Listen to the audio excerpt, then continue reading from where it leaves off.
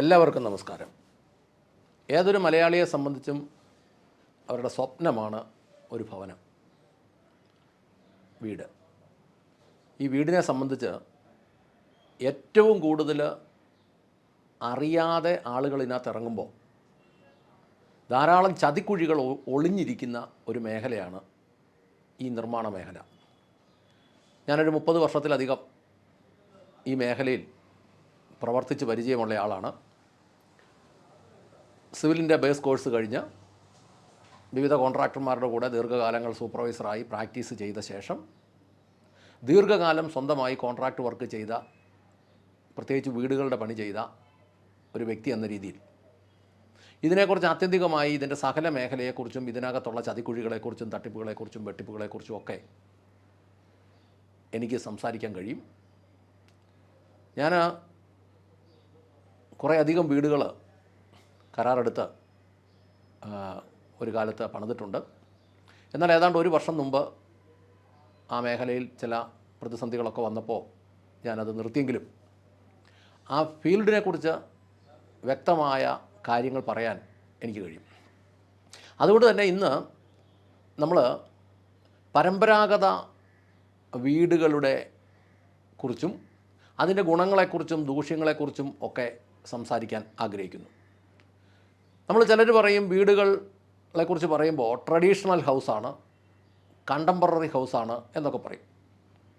സത്യത്തിൽ ഈ ട്രഡീഷണൽ എന്ന് പറയുന്ന വാക്കിൻ്റെ തനി മലയാള അർത്ഥം എന്ന് പറയുന്നത് പരമ്പരാഗത രീതിയിൽ പണിത വീടുകൾ എന്നാണ് അതിൻ്റെ അർത്ഥം.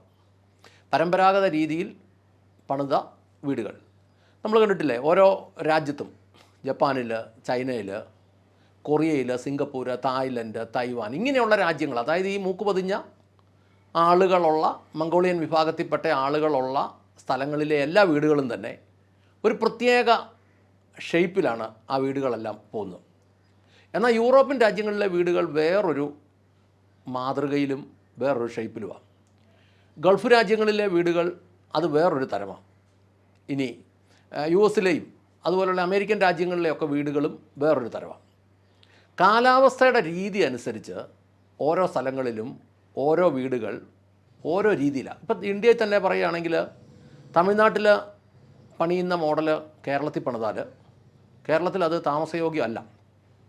ഈ വരണ്ട കാലാവസ്ഥയുള്ള ഇന്ത്യയിലെ വിവിധ സ്റ്റേറ്റുകളിൽ പണിയുന്ന മോഡലുകൾ അവിടുന്ന് ആ പ്ലാനും കൊണ്ടുവന്ന് കേരളത്തിൽ പണിതാൽ അത് സ്വാഭാവികമായിട്ടും അതത്ര ഈസി ആയിരിക്കില്ല അവിടെ താമസിക്കാൻ.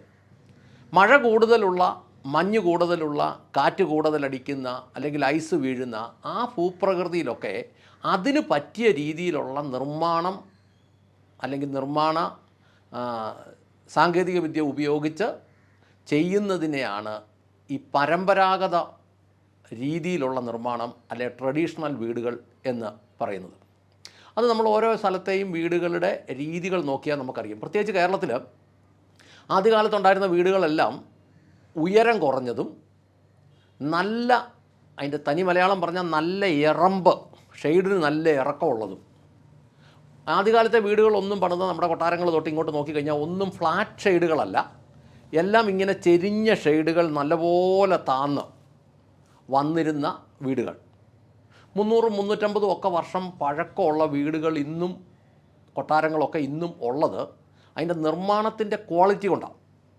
അത് സംരക്ഷിക്കത്തക്ക വണ്ണം നമ്മുടെ കാലാവസ്ഥയ്ക്കനുസരിച്ച് അവരത് ചെയ്തത് കൊണ്ടുപോകാം. ഇങ്ങനെയുള്ളതൊക്കെ അതിൻ്റെയൊക്കെ ഗുണങ്ങൾ എന്താണെന്ന് ചോദിച്ചാൽ, ഒന്നാമത്തെ ഒരു ഗുണമെന്ന് പറഞ്ഞത് ഇതെല്ലാം നിർമ്മിച്ചിരിക്കുന്നത് പ്രാദേശികമായി കിട്ടുന്ന നിർമ്മാണ വസ്തുക്കൾ വെച്ചാണ്. അത് ലോകത്തിൽ എവിടെയാണെങ്കിലും ഈ ട്രഡീഷണൽ ബിൽഡിങ്ങുകളെല്ലാം ഉണ്ടാക്കുന്നത് പ്രാദേശികമായി കിട്ടുന്ന നിർമ്മാണ വസ്തുക്കൾ കൊണ്ടാണ്. പ്രാദേശികമായി കിട്ടുന്ന നിർമ്മാണ വസ്തുക്കൾക്ക് ആ പ്രദേശത്തെ കാലാവസ്ഥയുമായി പ്രതിരോധിച്ച് നിൽക്കാൻ അതിന് കഴിയും. അതതിൻ്റെ ഒന്നാമത്തെ കാര്യം.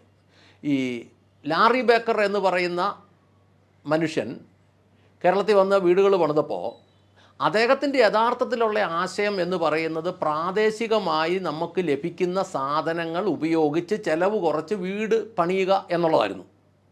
എന്നാൽ മലയാളി അദ്ദേഹത്തോട് എന്ന് പറഞ്ഞ ഒരു തമാശ ഉണ്ട്, എത്ര പണം വേണേലും മുടക്കാം, പക്ഷേ ലോ കോസ്റ്റ് വീടായിരിക്കണം.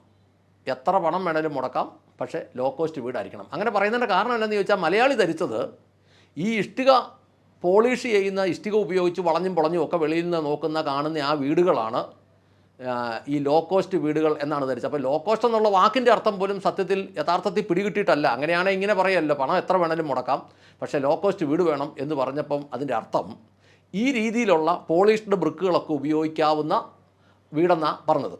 അപ്പോൾ പ്രാദേശികമായി ലഭിക്കുന്ന നിർമ്മാണ വസ്തുക്കൾ ഉപയോഗിച്ചുള്ള നിർമ്മാണം, അതായിരുന്നു അതിൻ്റെ ഒരു ഗുണം. എന്ന് പറഞ്ഞാൽ അതിന് സ്വാഭാവികമായി ആ പ്രദേശത്തെ കാലാവസ്ഥയോട് പ്രതിരോധിക്കാനുള്ള ശേഷി ആ നിർമ്മാണ വസ്തുക്കൾക്കുണ്ട്.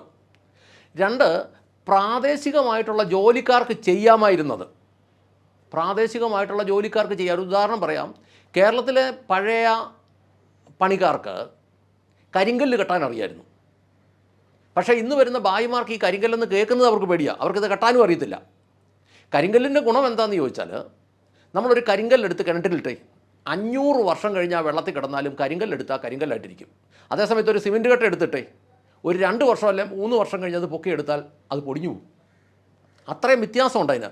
പഴയ കൊട്ടാരങ്ങളും കെട്ടിടങ്ങളും എല്ലാം ഇപ്പോഴും ലാസ്റ്റ് ചെയ്യുന്നതിൻ്റെ കാരണം അതിൻ്റെ എല്ലാം നിർമ്മാണത്തിൻ്റെ അടിസ്ഥാന ഘടകം കരിങ്കല്ലായിരുന്നു, അല്ലെ കല്ലുകളായിരുന്നു. ഈ കല്ലുകൾക്കുള്ളതിൻ്റെ 10-1 ആയുസ് കോൺക്രീറ്റ് ബിൽഡിങ്ങുകൾക്ക് ഇല്ലെന്നുള്ളതാണ് സത്യം. അതുകൊണ്ട് പ്രാദേശികമായ ജോലിക്കാർക്ക് ചെയ്യാമായിരുന്നു. അതായിരുന്നു ഈ ട്രഡീഷണൽ വീടുകളുടെ നിർമ്മാണം യഥാർത്ഥത്തിലുണ്ടായിരുന്നതിൻ്റെ വേറൊരു ഗുണം. പിന്നെയുള്ളത് അതിൻ്റെ പരിപാലനവും മെയിൻ്റനൻസും പ്രാദേശികമായിട്ട് ചെയ്യാൻ പറ്റുമായിരുന്നു. അങ്ങനത്തെ ബിൽഡിങ്ങുകൾക്ക് അതെല്ലാം പ്രാദേശികമായിട്ട് ചെയ്യാവുന്ന രീതിയിലുള്ളതായിരുന്നു അതിൻ്റെ മെയിൻ്റനൻസും. മറ്റൊന്ന്, അത് പ്രകൃതിയുമായി നല്ല യോഗ്യമായിട്ട് ഇണങ്ങുന്ന വീടുകളായിരുന്നു. പ്രകൃതിയുമായി യോഗ്യമായിട്ട് ഇണങ്ങുന്നതായിരുന്നു. അതിനകത്ത് താമസിക്കുന്നതും ഒക്കെ സുഖകരമായിരുന്നു. അതിനകത്ത് ജീവിക്കുന്ന ആളുകൾക്ക് സുഖകരമായ ഒരു അന്തരീക്ഷം അതിനകത്ത് ഉണ്ടായിരുന്നു എന്നതും അതിൻ്റെ ഗുണങ്ങളാണ്. എന്നാൽ ഈ പരമ്പരാഗത വീടുകൾക്ക്, ഈ ട്രഡീഷണൽ വീടുകൾക്ക് ചില ദൂഷ്യങ്ങളുമുണ്ട്.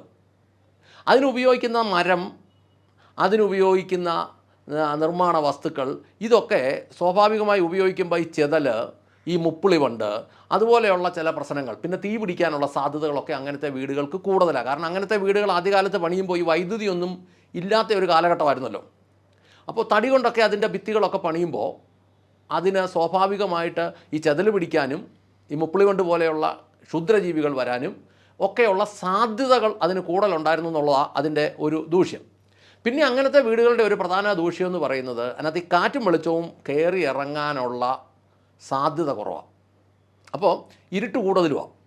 നമ്മൾ വീടുകളുടെ മുറിക്കകം നമുക്കൊരാരോഗ്യകരമായ സാഹചര്യം വേണമെങ്കിൽ ഈ വെളിച്ചവും കാറ്റും കയറി ഇറങ്ങിപ്പോണം. എന്നാലേ ആ റൂമിനകത്ത് നല്ല ശുദ്ധവായു കയറി ഇറങ്ങുമ്പോഴാണ് സ്വാഭാവികമായി സ്മെല്ലൊന്നും ഇല്ലാത്തൊരവസ്ഥ വരുന്നത്. ഈ കാറ്റും വെളിച്ചവും കയറി ഇറങ്ങുന്നില്ലെങ്കിൽ സ്വാഭാവികമായിട്ട് കണ്ടിട്ടുണ്ടല്ലോ, ഈ അടച്ചു പൂട്ടിയിട്ടിരിക്കുന്ന വീടുകൾക്കകത്തെല്ലാം എപ്പോഴും അതിനകത്തെല്ലാം ഒരു ഫംഗസും അതിൻ്റെ പേരിൽ ഒരു ഈർപ്പവും പൂപ്പലും ഒക്കെ വരുമ്പോൾ അത് നമുക്ക് ആരോഗ്യ പ്രശ്നങ്ങൾ, പ്രത്യേകിച്ച് അലർജി പോലെയുള്ള പ്രശ്നങ്ങൾ, അങ്ങനെയുള്ള ദോഷങ്ങളൊക്കെ ഈ ട്രഡീഷണൽ വീടുകൾക്കുണ്ട്. പിന്നെ ഇതിൻ്റെ ഒരു പ്രധാന വിഷയം എന്ന് പറയുന്നത് ഒരു സ്ഥല സൗകര്യ പരിമിതികൾ. അന്നത്തെ വീടുകൾക്കൊക്കെ സ്വാഭാവികമായിട്ടും റൂമുകളൊക്കെ ചെറുതാണ്. പിന്നെ ഒരു റൂമിൽ നിന്ന് കയറി വേറൊരു റൂമിൽ കൂടെ കയറി വേറൊരു റൂമിൽ കൂടെ കയറി ചാടി മറിഞ്ഞ് എല്ലാം ഒരു പ്രൈവസി ഒന്നും ഇല്ലാത്ത അങ്ങനെയുള്ള ചില പ്രശ്നങ്ങളൊക്കെ ഉണ്ട്. പിന്നെ അന്നത്തെ നിർമ്മാണ വസ്തുക്കൾ ഈ തടിയെ കൂടെയൊക്കെ കൺസീൽഡ് വയറിംഗ് ഒക്കെ ചെയ്യാൻ പാടുണ്ട്. കരിങ്കല്ലിനകത്തൂടെ ആണെങ്കിലും കൺസീൽഡ് വയറിംഗ് ചെയ്യാൻ പാടുണ്ട്. അങ്ങനെയൊക്കെ നോക്കുമ്പോൾ ചെറിയ ചില ദോഷങ്ങളൊക്കെയും അതിനകത്തുണ്ടെങ്കിലും അങ്ങനത്തെ വീടുകൾക്ക് ഗുണങ്ങളായിരുന്നു കൂടുതലുണ്ടായിരുന്നത് എന്നതിൻ്റെ തെളിവാണ് പഴയ കൊട്ടാരങ്ങളും വീടുകളും ഒക്കെ ഇന്നും വർഷങ്ങളായിട്ട് നിലനിൽക്കുന്നു എന്നതിൻ്റെ സാധ്യത അതുതന്നെയാണ്. ഇപ്പോഴത്തെ ഈ പുതിയ നിർമ്മാണ മേഖലയിൽ പ്രത്യേകിച്ച് ഇപ്പോൾ കേരളത്തിൽ പണിയുന്ന വീടുകളെന്ന് പറയുന്നത് ഏറ്റവും തറ നിർമ്മാണ നിലവാരത്തിലാണ് പണിയുന്നത്. കാരണം ഇത് ചെയ്യുന്ന ജോലിക്കാർക്ക് ഇതിനെക്കുറിച്ച് യാതൊരു ഗ്രാഹ്യവും ഇല്ല എന്നുള്ളതാണ് ഞാൻ ഈ ഫീൽഡിൽ നിന്ന് കൃത്യമായിട്ട് മനസ്സിലാക്കുന്നത്. അതിനെക്കുറിച്ചൊക്കെ പിന്നീട് മുന്നോട്ട് പറയാം. അപ്പോൾ എന്താണെങ്കിലും പരമ്പരാഗത വീടുകളുടെ ഗുണങ്ങളും ദോഷങ്ങളും സാഹചര്യങ്ങളും ഒക്കെ അതിനകത്ത് ചില നല്ല വശങ്ങളുണ്ട്. അത് ഓരോ സ്ഥലത്തിൻ്റെയും പ്രകൃതിയോട്, അവിടുത്തെ കാലാവസ്ഥയോട്, അവിടുത്തെ ആവാസ വ്യവസ്ഥയോടൊക്കെ ഇണങ്ങുന്നതായിരുന്നു എന്നത് നമ്മൾ ശ്രദ്ധിക്കേണ്ടതാണെന്ന് ഓർമ്മിപ്പിച്ചുകൊണ്ട് നിർത്തട്ടെ. നന്ദി, നമസ്കാരം.